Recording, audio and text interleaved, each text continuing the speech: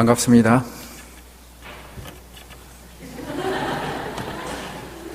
참 우리 이글스필드 교인들은 강사를 당황하게 하는 그런 은사가 있어요. 그죠? 반갑습니다 하면 원래 여러분들이 빈말을 하다 반갑습니다 하고 화답해야 되는 거 아니에요? 하여튼 반갑습니다. 이 2008년도에 시작이 된 세계적인 경제 위기가 아직도 지금 계속 진행이 되고 있습니다. 그리고 국제적으로 지금 지구온난화 문제 등등 여러 가지 문제들이 많이 산재해 있어요. 그래서 참 세상을 바라보면은 과연 이 세상에 소망이 있는가? 그런 이제 좌절감을 가질 수도 있을 것 같습니다. 또한 국가적으로 우리 개인적으로도 결코 삶이 가면 갈수록 나아진다는 사람들은 별로 많이 없는 것 같아요. 교회도 마찬가지입니다. 교회도 지금 한국교회도 이민교회와 마찬가지로 가면 갈수록 교인들의 숫자가 줄어들고 헌금도 줄어들고 그래서 교회가 해야 될 일을 제대로 하지 못하는 그런 교회들이 계속 속출하고 있습니다. 우리 개인의 삶도 그렇게 썩 신통치는 않은 것 같습니다. 젊은이들의 예를 들어보면 참 이 우리나라 세태가 이렇습니다. 그전에는 이 유행하는 말 중에 5,6도라는 말이 있었어요. 이게 무슨 얘기냐면은 56세에도 일을 하면 도둑놈이다. 그런 얘기였어요. 그러니까 이제 56세 정도 되면 다 이제 끝날 줄 알아라 이거였어요. 그런데 좀 있으니까 사오정이란 말이 나왔습니다. 45세 정년퇴직. 가면 갈수록 정말 이 직장이 이 평생 직장이 아니라는 거예요. 그러더니 좀 있으니까 38선이란 말이 나왔어요. 이제는 어느 직장에 들어가도 38세를 넘기기가 어렵다. 그러더니 이제 몇 년 전에는요, 이태백이란 말이 나왔습니다. 20대의 태반이 백수다. 그리고 요즘에 사회학자들이 계속 하는 얘기가 88만 원 세대. 우리 자녀들이 힘들게 대학교 나와서 이 직장에 취직해도 정규직 갖기가 하늘의 별 따기라는 거예요. 그래서 결국에는 뭐 임시직으로 하게 되다 보면은 이거 저하고 저거 저하고 하면은 한 달에 봉급으로 가져오는 것이 88만 원. 이게 지금 현실이 돼버렸습니다. 자, 이런 상황에서 우리는 우리가 살고 있는 세상을 비관할 수도 있어요.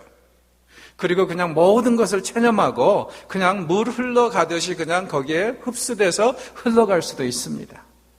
그럼 여러분이 절망하고 비관하고 그냥 흐르는 대로 흘러가려고 작정을 하셨다 하더라도 잠시 그 결정을 보류해 주십시오. 제 설교가 끝난 다음에 그렇게 하시더라도 지금은 그렇게 포기하시면 안 됩니다. 왜? 오늘 우리가 읽은 말씀을 보면은 이럴 때일수록 우리가 주님을 바라보면서 소망할 수 있다고 가르치기 때문에 그렇습니다. 자, 이사야서 40장은 우리에게 우리 마음에 새겨진 하나님의 모습과 형상을 좀 살펴보라고 도전하고 있습니다. 그리고 혹시 우리 마음속에 우리의 삶에 새겨진 하나님의 모습이 성경이 말씀하시는 그 하나님의 모습하고 조금이라도 다르면은 빨리 고치라고 도전하고 있어요. 왜? 우리가 안고 있는 모든 문제와 우리가 당면하고 있는 모든 이슈들이 우리 마음속에 새겨진 하나님이 과연 어떤 분인가에 의해서 해결될 수도 있고 안 될 수도 있기 때문이라고 하기 때문에 그렇습니다. 이 40장, 이사야 40장 전체를 한마디로 요약한다면 이런 메시지를 가지고 있어요. 모든 고통이 끝나고 이제부터는 좋은 날만 올 것이다. 모든 고난의 날이 끝나고 이제부터는 좋은 날만 올 것이다. 이것이 40장의 메시지입니다. 역사적인 상황을 보면 이렇습니다. 하나님께서 이스라엘을 자기 백성으로 택하신 다음에 계속 은혜를 베푸시고 여러 가지로 도전을 하셨어요. 그런데 이스라엘은 이걸 아는지 모르는지 계속 하나님 앞에 범죄만 했습니다. 드디어 하나님께서 선지자들을 보내시고 선생들을 보내셔서 계속 이 문제를 해결하려고 했지만은 듣지 않으니까 586년에는 유다를 완전히 바벨론으로 내치셨습니다. 바벨론군에게 포로로 끌려가게 하셨어요. 그리고 거기서 이제 많은 세월이 지난 상황입니다. 물론 하나님은 보내시기 전에 이미 선지자를 통해서 뭐라고 말씀하셨냐면은 너희들이 비록 그곳으로 끌려간다 할지라도 그곳에서 다시 나를 찾고 회개하면은 내가 분명히 너희들을 다시 이 땅으로 데리고 오시겠다고 말씀하셨습니다. 그런데 이 말씀이 아직 지켜지지 않는 상황이에요. 그래서 끌려왔던 1세대, 2세대, 3세대가 슬슬 죽어가는 상황입니다. 이런 상황에서 사람들이 절망하고 좌절하기 시작합니다. 이때 이 이사야서 40장의 말씀이 그들에게 임하는 것입니다. 자, 그런데 이 40장의 말씀이 얼마나 기가 막히고 파격적이고 긍정적인지를 우리가 어디서 엿볼 수 있냐면요, 이렇게 보시면 됩니다. 자, 인류 역사상 가장 중요한 사건이 뭐라고 생각하세요? 제가 힌트를 드릴게요. 예수님이 이 땅에 오신 거죠. 자, 그렇습니다. 인류 역사상 최고의 사건은 예수님께서, 하나님이신 예수님께서 이 땅에 오신 겁니다. 우리는 이것을 기념하기 위해서 바로 얼마 전에 크리스마스를 기념했습니다. 자, 크리스마스 하면 여러분 제일 먼저 생각나는 게 뭐죠? 선물. 그렇죠? 저는 한때는 학생할 때 돈이 없어가지고 제 아내한테 그냥 이렇게 선물 줄 게 없어서 뭐라 그랬냐면은 여기에다가 리본만 하나 붙이고 가서 내가 당신의 선물이다. 그렇게 이제 날로 먹은 적이 있습니다. 자, 그런데 이제 선물. 크리스마스 하면 선물이죠, 당연히. 근데 선물 하면은 여러분 흥분이 되고 기쁘세요? 아니면 걱정이 되세요? 자, 여기서 우리는 여러분의 진정한 나이를 알 수 있습니다. 선물하면 흥분되면 여러분 젊은 겁니다. 어린 겁니다. 선물하면 걱정이 앞서면 여러분은 늙으신 거예요. 왜? 나이가 들면서 그렇더라고요. 어렸을 때는 선물을 그저 받을 생각만 하니까 흥분이 돼요. 크리스마스 때가 되면. 그런데 크리스마스 때가 되면은 이제 나이가 드니까 걱정이 돼요. 왜? 이 사람 저 사람 또 보내야 되잖아요. 그래서 여러분의 진정한 영적인 나이는 선물할 때 흥분이 되는지 아니면은 걱정이 되는지를 알 수 있습니다. 아마 제가 볼 때 우리 성도들은 대체적으로 애늙은이도 좀 있지만 젊으신 분들인 것 같아요. 그죠? 흥분하시는 것 같습니다. 좋습니다. 자, 크리스마스 하면 선물이에요. 그 다음에 또 생각나는 게 뭐가 있습니까? 저는 이 11월이 되면은 항상 제 연구실하고 집에다가요, 핸델의 오라토리오 메시아 CD들을 쭉 집어넣고 최소한 하루에 한 번씩은 듣습니다. 크리스마스 하면은 저한테는 핸델의 메시아예요. 아직도 박지원 박사님이 시작했던 이 토론토 연합성가대 찬양 있죠? 해년마다 크리스마스 때 되면은 메시아 공연 있나요? 네. 저 그거 참 즐겼었어요, 옛날에. 근데 이 메시아 오라토리아라는 게 다른 게 아니라 사실은 성경 구절들을 이렇게 조합해가지고 거기에다 음을 붙여놓은 거거든요. 자, 메시아는 예수님의 탄생에 대한 예언에서부터 쭉 진행이 돼서 그분의 승천까지 일생을 그려놓은 성경 말씀을 바탕으로 한 그런 뮤지컬이라고 볼 수 있어요. 자, 그런데 기억나십니까? 처음에 딱 시작이 되면은 이게 간주가 나온 다음에 남자 솔로가 제일 먼저 무대에 나와서 부르던 말씀이, 가사가 어디에 근거를 한 건지 이렇게 시작하죠. 위로하라, 위로하라, 내 백성을 위로하라. 어디 말씀입니까? 이사야서 40장 1절 말씀입니다.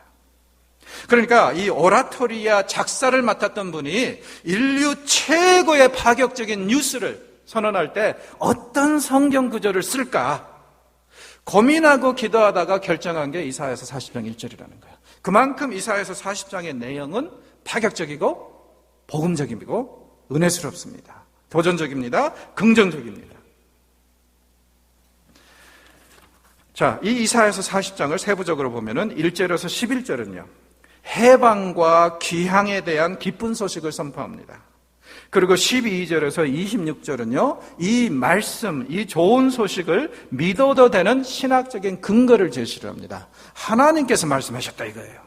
약속하셨다 이거죠. 그 다음에 27절에서 31절은 지금 이스라엘 사람들이, 바벨론을 끌려와 있는 이스라엘 사람들이 당면하고 있는 현실적인 문제에 대해서 언급을 하고 있습니다.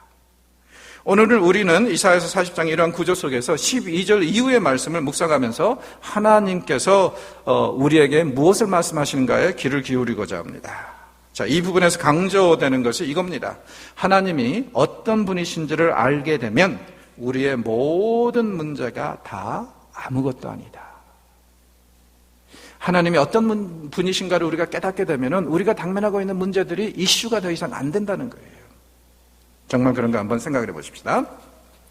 먼저 12절에서 14절을 보면은요, 하나님은 어떤 분이신가, 이 부분에 대해서 두 가지로 표현을 합니다. 질문들을 통해서, 이 수학적인 질문들을 통해서 말씀을 하시는데요, 첫 번째는 그의 통치 능력을 말씀하시고, 두 번째는 그의 창조 능력에 대해서 말씀하십니다. 자, 12절에 보면은 하나님의 통치 능력에서 말씀하시는데 이렇게 얘기합니다. 하나님은 어떤 분이신가? 손바닥으로 세상의 바닷물을 다 헤아려 보신 분. 하나님은 어떤 분이신가? 뼘으로 하늘을 재어보신 분. 하나님은 어떤 분이신가? 대에 땅의 모든 티끌을 담아보신 분. 하나님은 어떤 분이신가? 명칭, 큰 저울로 산들을, 간칭, 작은 저울로 작은 산들과 언덕을 다 달아보신 분이라고 합니다. 즉 다시 말해서 하나님의 영향력이 미치지 않는 곳은 세상에 없다는 거예요. 아무리 깊은 바다도 아무리 높은 산도 다 하나님의 통치 아래 있다. 저는 종종 이런 생각을 해봐요. 만약에 우리가요 하루하루 살면서 하나님께서 우리의 일거일동을 다 지켜보고 계시고 카메라로 녹화하고 계신다는 생각을 의식하고 산다면 우리가 얼마나 바뀔까? 우리가 사용하는 언어가 얼마나 변할까? 우리가 서로를 대하는 자세가 얼마나 달라질까? 이런 질문을 종종 해봐요. 여러분 종종 이제 TV에 보면은 캔디드 카메라, 그러니까 몰래 카메라 같은 거, 그런 것으로 이제 사람들 잡는 경우들 있잖아요. 보면 어떻습니까? 카메라가 자기를 찍고 있다는 것을 모르는 경우는 자연스럽게 행동을 하는데 어때요? 카메라가 자기를 찍고 있다는 것을 의식하는 순간부터 목소리가 달라지고 자세가 달라지죠. 근데 여러분, 사실은 성경에 보니까 하나님은 사실 우리의 일거일동을 다 녹화하고 지켜보고 계신다고 그럽니다. 왜? 본문에서도 말씀하시듯이 지금 세상의 그 어느 곳에도 하나님의 영향력이 행사되지 않는 것이 없거든요. 모든 세상에 그분의 통치 아래 있고 모든 세상을 그분은 지금 바라보고 있습니다. 이게 하나님의 능력이에요. 통치 능력. 그 다음에 13, 14절에 보니까 하나님의 창조 능력에 대해서 또 선언을 합니다. 수학적인 질문을 통해서 또 말씀을 하시죠. 하나님이 천지를 창조하실 때 하나님의 영을 지도한 자는 아무도 없다. 하나님이 세상을 창조하실 때 하나님의 모사가 되어준 자는 아무도 없다. 하나님께서 세상을 만드실 때 하나님께 조언을 해준 자는 아무도 없다. 하나님께 교훈을 준 자도 없다. 그리고 하나님께 정의를 가르친 자도 아무도 없다고 선언합니다. 선지자는. 즉 다시 말해서 하나님은 어떤 분이에요? 세상을 창조하시고 운행하시는 데 있어서 비교할 분이 없고 홀로 존재하시면서 홀로 이 모든 일을 다 하신 분이라는 거예요. 만약에 하나님께 조금이라도 도움을 준 사람이 있다면, 존재가 있다면 나와보라, 이 얘기입니다. 그래서 선지자는 세상에 하나님과 같은 분이 아무도 없다는 것, 통치 능력에 있어서, 그 다음 창조 능력에 있어서 아무도 없다는 것을 이렇게 단언하고 선언합니다. 그리고 두 번째로 이제 15절에서 17절을 보니까요, 이런 하나님이 우리와 함께 하시기 때문에 우리가 당면한 문제는 아주 작은 것에 불과하다고 그럽니다. 이렇게 놀라운 능력의 하나님이, 이런 통치자이신 하나님이 우리와 함께 하시니 우리가 당면한 문제가 아니라는 거예요. 생각해 보십시다. 지금 바벨론으로 포로가 되어 끌려온 이스라엘 사람들에게 제일 두려운 존재가 누굽니까? 아마 그들을 강제로 끌고 와서 이 땅에 뿌리내리고 살게 한 바벨론 사람들이겠죠. 그리고 바벨론 사람들은 성경에 보니까 어떤 사람들이에요? 이 이스라엘을 반대하고 대적하는 열방의 상징입니다. 그래서 지금 이 본문에 보니까 이스라엘이 가장 두려워한 자들이 바로 이 열방, 곧 바벨론 사람들인데, 자, 이런 열방이 본문에 보세요. 어떻게 표현이 되고 있는지. 양동이에 떨어지는 한 방울의 물, 저울에 묻은 티끌, 저울을 움직이기는커녕 저울에 붙어있는 눈금에도 영향을 주지 못하는 그런 티끌, 그 다음에 떠오르는 먼지. 여러분, 이런 이미지를 한번 생각해 보세요. 여름에 땅이 바짝 말랐을 때 먼지 나지 말라고 물을 뿌릴 때요, 그때 이 물방울의 무게 때문에 피어오르는 먼지꽃 보신 적 있죠? 그 이미지를 여기서 상상을 해보십시오. 자, 그래서 이스라엘이 그렇게 두려워하는 열방은 뭐와 같다? 양동에 떨어지는 한 방울의 물과 같다. 저울에 붙은 티끌과 같다. 그리고 떠오르는 먼지꽃과 같다.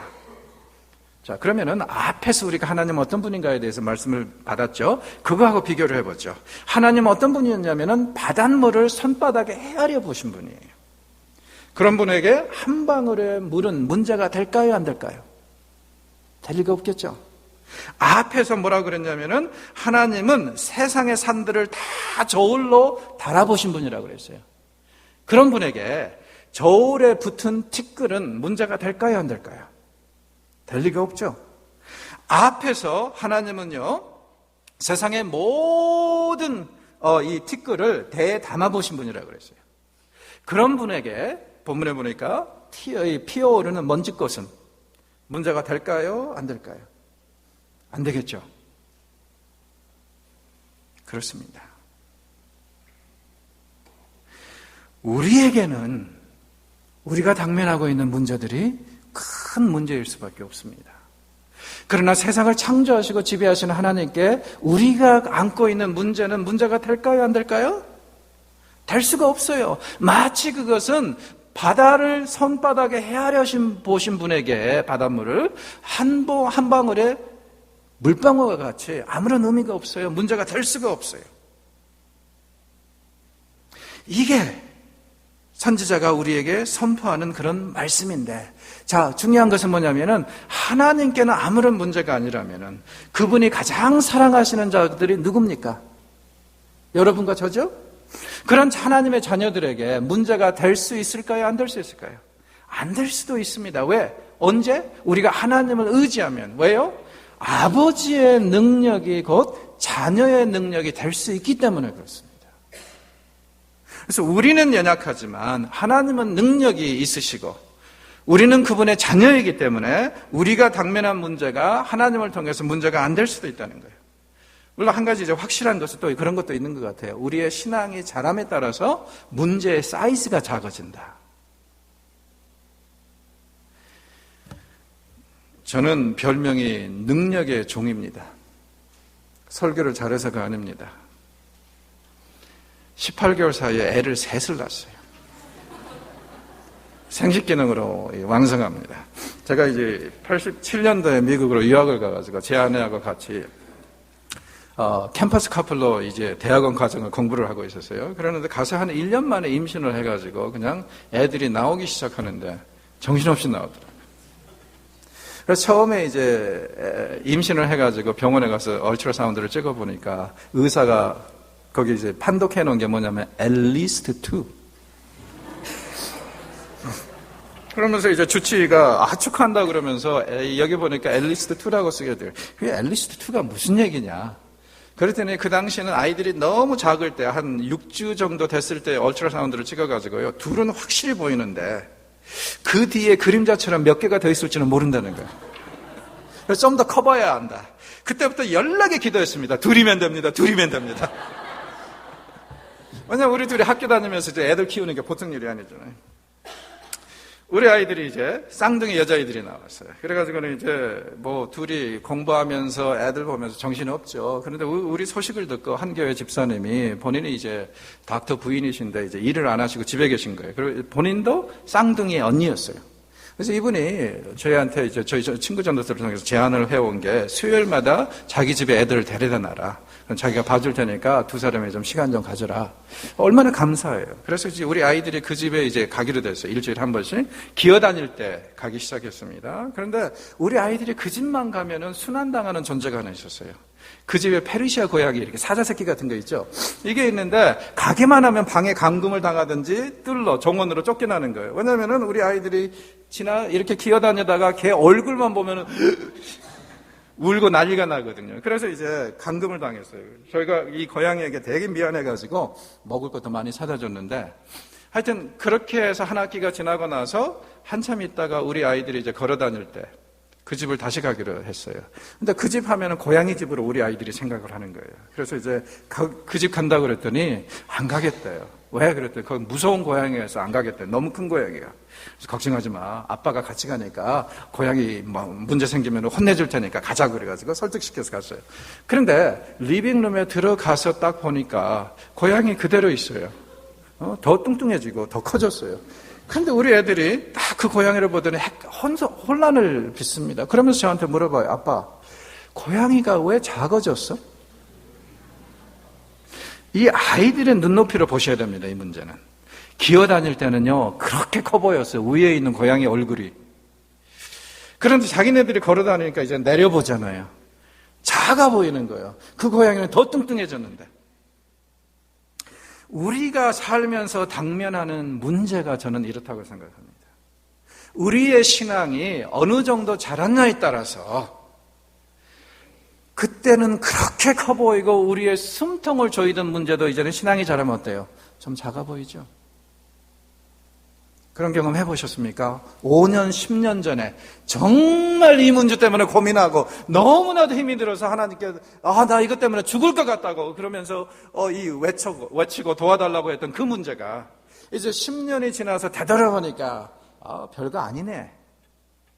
이런 경험 해보셨어요?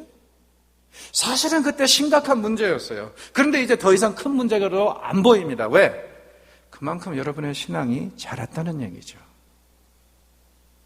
저는 신앙이라는 것이 이렇다고 생각해요. 물론 이제 하나님은 조금 좀 짓궂으세요. 그래가지고 오늘 이 순간에도요, 우리를 엄습할 만한, 우리를 완전히 그냥 짓누를 만한 문제를 꼭 주세요. 그거 하나 겨우 힘들게 해결하고 나면은 또 하나 주세요. 삶은 어떻게 보면 이런 문제의 연속입니다. 그러나 아무리 큰 문제가 이제는 와도 별 걱정은 안 됩니다. 왜요? 지난번의 경험이 어떤 것을 가르쳐주고 있죠? 그때도 죽을 것 같았는데 세월이 지나니까 별거 아니었죠? 오늘도 죽을 것 같죠? 이 문제 때문에. 그러나 우리에게는 소망이 있지 않습니까? 어떤 소망? 5년, 10년 후에는 우리의 신앙의 자람에 따라서 오늘 우리가 당면하고 있는 이 문제도 더 이상 문제가 안 될 거라는 거.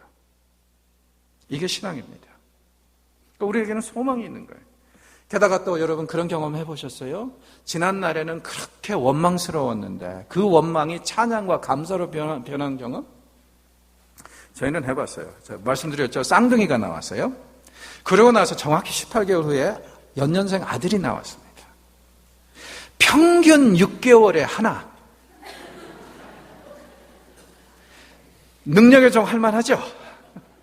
제 아내 이름이 우민인데 TV 프로그램을 빗대가지고 사람들이 제 아내 이름을 뭐라고 그랬는데 원도우민이라고 그랬어요. 너무 능력이 특출하다고.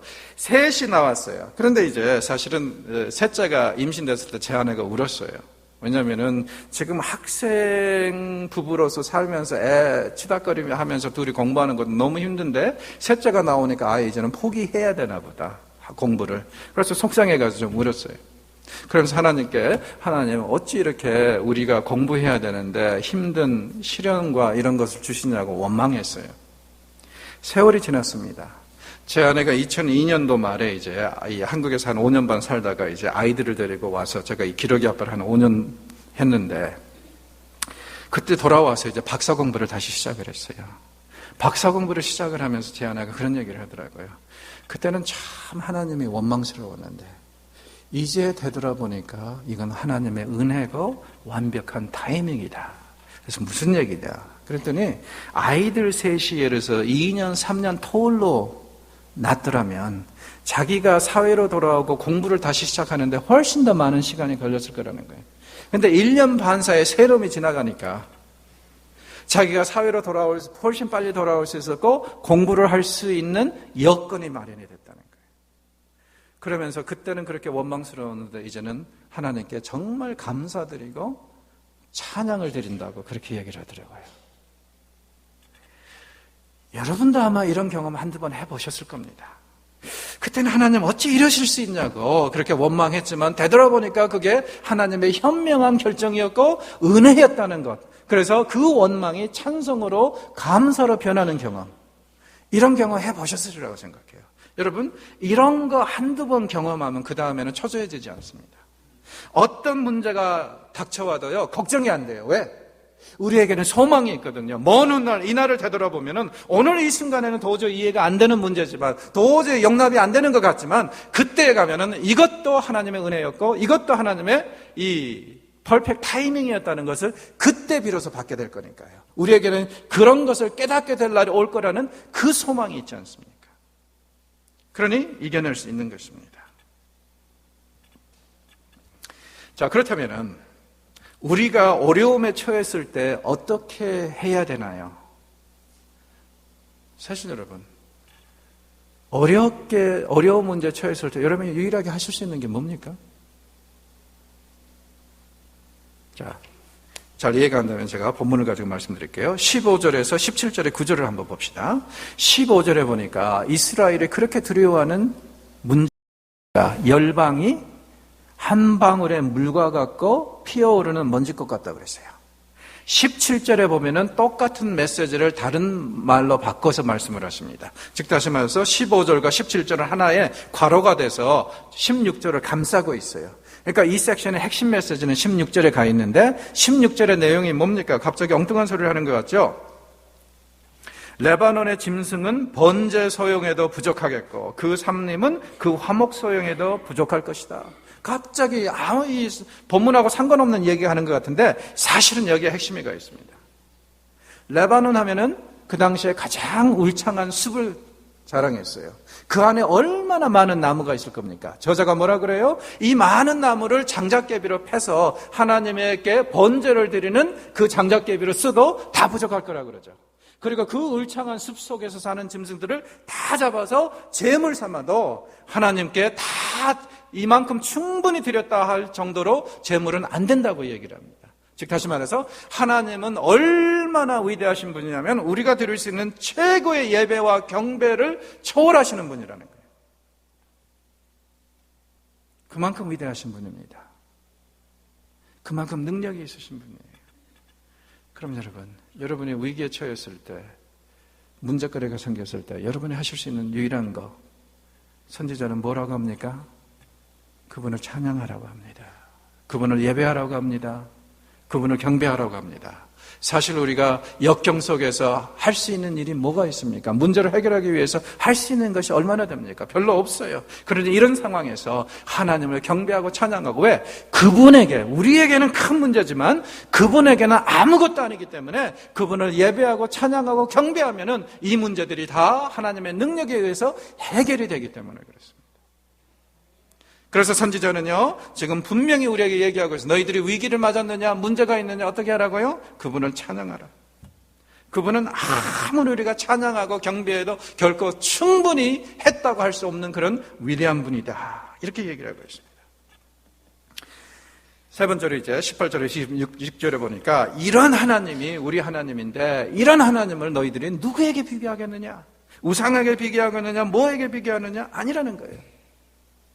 그리고 또 이 말씀은 우리에게 큰 교훈을 줍니다. 여러분, 이런 분이 우리의 하나님이라면 여러분이 문제에 당면했을 때 누구에게 도움을 청하시겠습니까?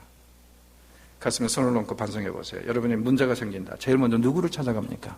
친구를 찾아가고 부모를 찾아가고, 그렇죠?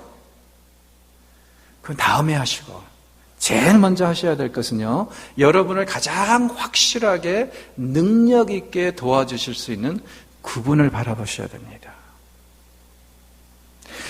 우리에게는 큰 문제지만 그분에게는 아무런 문제가 아니기 때문이고, 그분이 우리를 사랑하시기 때문에 그분의 능력이 우리의 능력이 될 수 있기 때문에 바로 하나님을 바라봐야 된다는 거예요. 지금 여러분의 마음속에 그려진 하나님을 생각해 보십시오. 그분은 어떤 분이십니까? 혹시 이런저런 모습으로 제한된 하나님은 아니십니까? 어떤 신학자가 그려진 신학적 박스에 들어가 있는 분은 아니십니까? 나의 논리와 이성으로 정의가 되어버린 그런 하나님은 아니십니까? 우주의 창조자일지는 몰라도 나하고는 상관없는 분은 아니십니까? 저는 여러분에게 이런 질문을 하고 싶습니다. 여러분의 하나님은 얼마나 크십니까? 얼마나 능력이 있으십니까? 저는 토론토에서 중고등학교를 다녔습니다. 그래서 고등학교 때 한 번은요, 친구들하고 주말에 뉴욕까지 운전해가지고 놀러 갔었어요. 그래서 거기 가서 제가 너무 좋은 것이 하나 있어가지고, 그리고 그 당시에는 미국하고 캐나다하고 물가가 참 많이 차이가 났어요. 그래서 제가 아주 거금을, 고등학생이, 이게 이제 70년대 말이니까 거금을 투자해가지고 뭘 샀냐면은 그 프로그래머블 계산기. 텍사스 인스트루먼트라는 회사에서요, 최초로 내는 TI-58C라는 모델을 제가 샀어요. 그 빨간 글씨로 쓰는 LED로 되어 있고, 이게 왜 파격적이냐면은, 포뮬러를 집어넣어 놓고 숫자만 대입, A는 몇이고 B는 뭐고 대입을 하면은 자기가 계산해서 딱 결과를 내놓는 거예요. 처음이었어요. 너무 이제 좋아가지고, 제가 원래 이제 과학적으로 좀 관심이 많았거든요. 그래서 이제 제가 토론토대 공대 엔지니어링 사이언스라는 프로그램에 들어가서 거기서 이제 했습니다. 그래서 이제 이걸 샀어요. 사가지고 이제 100불을 투자해가지고 거금을. 그러니까 고등학생에게 그 당시 100불은 얼마나 커요? 가지고 와가지고 흥분이 돼서 막 프로그램하면서 쓰는데 이 물리, 피직스 시간에요. 그 피직스 선생님이 저를 참 좋아하셨고 아껴주셨거든요. 이거 딱 쳐다보니까 이게 자기도 없는 최신형 계산기를 학생이 가지고 조작하고 있거든요. 빤히 쳐다보시더니 너 그거 다 쓸 줄 아니? 그래요. 그래서 저는 이제 흥분되가만 하면서 지금 배우고 있는 중이라고 그랬더니 그분이 그런 말씀을 저한테 주셨어요. 평생 동안 기억하라고 하면서 기계라는 것은 사용자의 능력에 의해서 그 한계가 정해지는 거다. 그 당시는 좀 지났어요. 근데 그게 무슨 말인지 이제는 확실하게 압니다. 여러분 댁에 다들 PC 있죠? 컴퓨터들. 최신형으로 가지고 계시죠? 자, 그거 가지고 뭐 하세요? 분명히 해피코리아 접속해가지고 한국 동영상 보시죠? 사실 그 정도 역량이라면은 그거보다 훨씬 더 많이 할 수 있어요. 인터넷 서프 좀 하시고 월드 프로세싱 좀 하시고 그렇게 쓰기에는 사실 굉장히 아까운 것들이죠. 세기정들. 그 기계를, 그 컴퓨터를 과학자들에게 뭐 다른 방식으로 쓰는 사람들에게 주면은 대단한 일을 해낸다는 거 아시죠? 그 기계들이. 예. 하나님을 기계로 비교하는 게 좀 뭐하긴 한데 사실은 이게 어떻게 보면은 진리입니다. 왜 분명히 하나님은 똑같은 하나님인데 어떤 분의 하나님은 그렇게 능력이 많으셔서 기도할 때마다 막 응답해 주시고 어떤 분들에게는 하나님이란 분이요 내가 정말 허공에 외치다가 부르짖다가 죽을 이름이 돼버렸습니까? 응? 왜 그렇게 됐어요?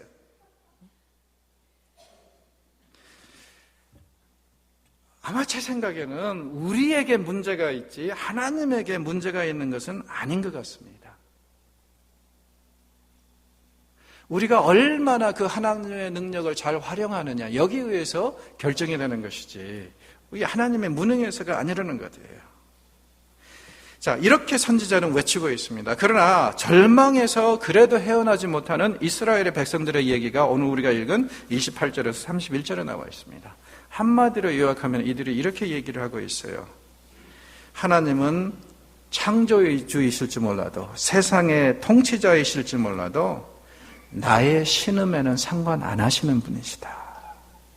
완전히 패배주의에 상처받은 거예요.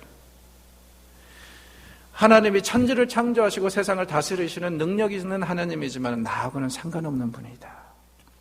여러분, 어떤 때는 이것이 우리의 울부짖음 아닙니까? 하나님 어찌하여 천지를 창조하시고 세상을 다스리는 분이 나하고 이렇게 무관하실 수 있습니까? 왜 나의 울부짖음은 들어주지 않으십니까? 그렇게 기도 드릴 수도 있는 것 같아요. 우리를 무척 사랑하시기에 그분의 능력이 우리의 자력이 될 수 있다면 왜 나의 삶에서는 이런 것들이 해결이 안 되고 이렇게 힘이 드는가? 삶은 둘째치고 기도하면 많은 것이 해결된다는데 왜 나의 기도는 응답받지 못하는가? 특히 여러분 그래서 간증도 조심하게 하셔야 돼요. 옆에 사람은 진짜 어떻게 보면 하나님을 부를 때마다 허공에 외쳐지는 부르다가 내가 죽을 이름이 되어 있는데 근데 여러분은 옆에서 딱 염장을 질러 어떻게? 나는 기도할 때마다 하나님께서 응답해 주셔. 조심하세요. 그것 때문에 상처받는 분이 옆에 있을 수도 있어요. 상대적인 박탈감이라는 거 이거 굉장히 힘든 거거든요. 분명히 똑같은 하나님인데 왜 그럴까요? 그래서 우리의 이 음성, 하나님께서 이 들어주지 않는다는 그 느낌이 올 때는 굉장히 힘듭니다. 그렇죠? 왜 그럴까요? 제가 볼 때는 신학적으로 볼 때 여러 가지 이유가 있을 수 있어요. 때로는 이루어져서는 안 될 기도이기 때문에 안 들어주실 수 있습니다. 하나님을 믿으세요. 훨씬 더 좋은 걸로 나중에 채워주실 겁니다. 때로는 지금이 때가 아니기 때문에 이 기도를 응답해 주실 것은 주실 거지만 지금은 아니기 때문에 안 하실 수도 있습니다. 그리고 때로는요, 하나님의 침묵도 기도의 응답입니다. 받아들이셔야 돼요. 그러나 또 한 가지 문제가 있을 수 있어요. 어떤 문제가 있을 수 있냐면은 기도의 초점이 잘못되어 있기 때문에 기도가 응답이 안 될 수도 있어요. 여러분, 한번 여러분의 기도 세션을 녹음해가지고 분석을 한번 해보세요. 그래서 이런 것을 한번 살펴보십시오. 여러분의 기도 생활 중에 몇 % 정도가 이 문제를 해결하실 수 있는 하나님과 하나님의 보호자에 맞춰져 있고 몇 %가 내가 안고 있는 문제를 묵상하고 고민하는 데 맞춰져 있는지 한번 생각해봐요. 분석해 보십시오. 여러분이 아무리 고민하고 이걸 끌어안고 씨름을 해도 그런 기도는 응답받을 수가 없어요. 문제 해결할 수가 없어요. 왜? 만약에 그런 식으로 문제가 해결된다면요, 저 이미 키가 1m 80이 됐을 거예요. 제가 7남매의 막내인데 중학교 때 형들 누나들 보니까 키 크기가 다 틀렸어요. 그래서 열심히 이제 고민하면서 기도를 했는데 문제는 안 들어주시더라고요. 나중에 커서 생각해 보니까 그게 문제였어요. 제가 묵상하고 끌어안고 신음했던 문제는 키 이슈였는데 사실은 그 이슈를 해결할 수 있는 하나님과 그의 보호자에 초점을 맞춰서 기도를 했어야 된다는 거예요. 그걸 안 해서 이렇게 된 것 같아요. 그러나 다행히 하나님께서 은혜를 베푸셔서 차선책을 주셨습니다.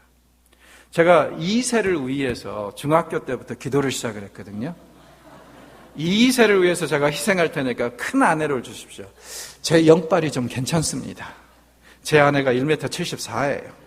조금 이따 오후에 보시면 알겠지만 저보다 더 커요. 그래서 우리는 이렇게 껴안으면 제 팔이 제 아내의 허리로 가고 제 아내의 팔이 제 어깨로 옵니다. 그래도 우리는 행복해요. 여러분, 기도 생활을 되돌아보십시오. 여러분의 기도가 무엇에 초점에 맞춰져 있는지, 여러분이 그 문제에 초점을 맞추고 있다면 절대 해결할 수 없습니다. 그 문제를 해결하실 수 있는 하나님과 그의 보호자에 여러분이 초점을 맞추셔야 돼요. 자, 29절 이후로는요, 이런 잘못된 마음 자세를 교정하라고 권면하고 있습니다. 잘못된 마음 자세를 교정하면 내가 너희들에게 이렇게 하겠다 하고 약속을 주세요. 피곤한 자에게는 능력을 주시고 무능한 자에게는 힘을 더하시고 여호와를 앙망하는 자에게는 세움을 주시겠다 그럽니다. 그래서 덕수기처럼 나를 것이고 달려갈 것이고 걸어갈 때 전혀 어려움이 없을 거라고 그래요. 이것은 어떻게 보면은 예수님의 말씀에 또 한 번 말씀을 반복하는 거라고 말할 수 있어요. 예수님께서 그런 말씀하셨죠. 내 믿음대로 될지어다. 여러분, 그게 좋은 말은 아닙니다. 믿음이 좋은 자들에게는 축복인데 믿음이 안 좋은 자들에게 이게 저주예요. 저주. 그렇죠? 여기서 지금 그 믿음의 약속을 하세요. 네가 이걸 믿고 의지한다면은 정말 피곤한 자에게도 능력 주시고 무능한 자에게도 힘을 더하시고 여호와를 앙망하는 자에게 힘을 북돋아 주어서 날아다닐 것이고 뛰어갈 것이고 걸어갈 것이다 그래요. 자, 사실 여러분의 교회를 한국말로 순수 그 이름을 번역해 보면은 뭐가 되죠? 독수리골, 그죠? 뭐 마을 할 때 골 하잖아요. 독수리골, 이글스필드, 그죠? 여러분은 지금 알고 계세요. 작년 이맘때에 왔다가 이번에 와서 보니까 첫째, 성도들이 많이 늘었네요. 감사한 일이죠. 그 다음에 작년에 여러분들이 해밀턴에 가지고 계셨던 그 초보 문제에 있어서 좀 이렇게 이슈가 됐던 것 같은데 정말 바라던 대로 여러분이 현명하게 자비를 베푸셨어요. 흑인교회. 정말 잘하신 겁니다. 또 하나의 교회가 그렇게 활성화돼서 움직일 수 있게 한 것은 여러분이 정말 하나님 앞에 큰 상급을 받으실 일입니다. 그래서 제가 볼 때는 앞으로 여러분은 계속 나르실 것 같아요. 이름이 말하는 것처럼. 그리고 여러분이 나를 때는 어떻게 보면은 하나님의 도움이 많이 필요하지 않을 수도 있습니다. 그런데도 본문에 보니까 하나님께서 나를 때 너희들을 도와줄 것이다. 그 다음에 날다가 좀 지쳐서 뛰어갈 수도 있습니다. 그때도 본문에 보니까 뭐라 그래요? 하나님께서 너희들을 도와주실 것이다. 그리고 뛰다가 지쳐가지고 이제는 걸어가기 시작합니다. 그래도 하나님께서 너희들을 그때 함께 해주실 것이다. 그래서 하나님의 은혜가 임하는 것을 보면은요, 나를 때는 덜, 그 다음에 뛰어갈 때도 조금 덜. 제일 우리가 하나님의 은총을 많이 필요로 할 때가 걸어갈 때. 걸어갈 힘이 없어서 이제는 기어갈 때 하나님의 도움이 많이 필요한데, 이럴 때마다 하나님께서 상관하지 않고 다 도와주시겠다고 말씀하십니다. 어떻게 하면은? 오직 이런 하나님을 믿고 의지하고 바라보는 믿음이 있다면 그렇게 해주시겠다는 거예요. 2013년이 밝았습니다. 여러분 올해 한 해를 어떻게 살아가시겠습니까? 무엇을 의지하고 사시겠습니까? 누구를 바라보면서 사시겠습니까? 여러분이 안고 있는 문제를 어떻게 해결하면서 살아가시겠습니까?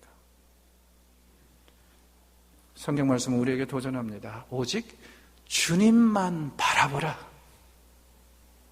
왜? 결국에는 문제 해결 능력이 하나님과 함께하기 때문에 우리가 주님만 바라보면서 살 수밖에 없지 않느냐. 올해 한 해 저는 여러분들이 이런 경험을 해보시기를 바랍니다. 정말 세상의 모든 것들, 나의 재능 이런 것들 다 접어두고 오직 주님의 능력만 바라보시면서 한 해 살아보십시오. 많은 간증을 얻게 되고 살아계신 하나님의 능력을 체험하게 될 것입니다.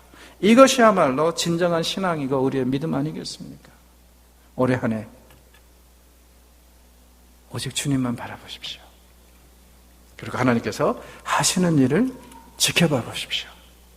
놀라운 한 해가 될 것입니다. 주님, 우리가 해결할 수 없는 모든 문제들 주님 앞에 내려놓기를 원합니다. 그리고 이제 더 이상 그 문제들 가지고 고민하지 않고 오직 주님의 보좌만 바라보기를 원합니다. 도와주시옵소서. 결단하게 하시고 특별히 새해가 밝았습니다. 하나님, 이 한 해는 정말 주님만 의지하고 주님만 바라보면서 살아가게 하옵소서. 우리가 문제를 고민으로 해결할 수 없다면 이것이 가장 현명한 방법인데도 왜 그렇게 쉽지가 않은지요. 이제는 믿음의 결단을 주시고 새로운 각오로 하늘을 맞이하면서 오직 주님의 그 놀라우신 능력이 이런 문제들을 어떻게 해결하는가를 간증으로 받게 하여 주시옵소서. 또한 이곳에 아름다운 공동체를 세우셨습니다. 이 이글스필드 교회가 지역사회와 한국사회와 하나님 나라에 큰 기여를 하고 오직 주님만을 바라보는 성도들로 이루어져 있고 그런 성도들을 양성하는 그런 교회가 될 수 있도록 축복해 주시옵소서.